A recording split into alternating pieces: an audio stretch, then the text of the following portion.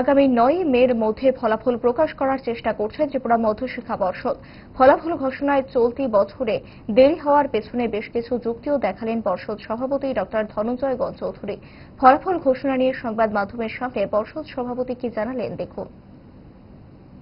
কতগুলো কারণে আমার সামান্য একটু দেরি হয়ে গেল এবার। বিশেষ করে দেখুন, গতবার যে এই যে কয়েকদিন আগে আমাদের এখানে একটা নির্বাচন গেছে, সে নির্বাচনেতে আমার বোর্ডের পরীক্ষার খাতাগুলো মূল্যায়ন করার জন্যে যে সমস্ত শিক্ষক ছিলেন, তার মধ্যে ১০০-র উপরে শিক্ষক ওই ইলেকশন ডিউটিতে পড়েছেন। তো একজন ইলেকশন ডিউটিতে পড়া মানে ওনার মক পোল থেকে শুরু করে ইলেকশন প্রসেসটা কমপ্লিট করে আসতে অন্তত পক্ষে ৫ দিন সময় উনি আসতে পারেন।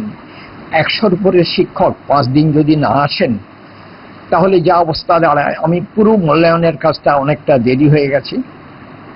আর দ্বিতীয়ত আরেকটা বিষয়, গতবারের চেয়ে এবার অন্ততপক্ষে প্রায় ৯,০০০ ক্যান্ডিডেট বেশি পরীক্ষা দিয়েছে এবার। তো এই সমস্ত কারণেতে আমার একটু দেরি হয়ে গেছে। আমরা চেষ্টা করছি এখনো ভীষণভাবে, বোর্ডের প্রত্যেকটি কর্মচারী সবাই চেষ্টা করে যাচ্ছেন। আশা করছি এই আজকে বুধবার, এই সপ্তাহের মধ্যেই, মানে আগামী ৯ তারিখ, এই সপ্তাহের মধ্যে এবারকার আমাদের মাধ্যমিক এবং দ্বাদশের পরীক্ষার ফল বেরিয়ে যাবে।